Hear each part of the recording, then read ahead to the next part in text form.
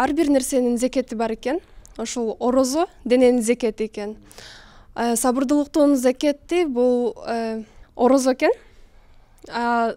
Орозо тазалыктын жарымы.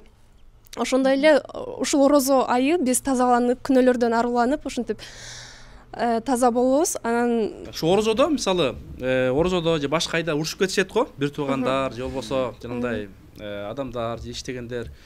Мындай шариятыбызда 3 күнгө чейин дейт, мисалы жарашыш керек деп, жана кээ бирлер 3 жылдап, 30 жылдап деле жарашпагандар бар да. Анан ошо урушуп кеткендер жараштырыш үчүн пайгамбарыбыз эмне деген, анан орозодо да кандай бир ошондой бир жараштыруу, бир жакшы ишке чакыруу үчүн кандай иштер жасасак жакшыраак болот?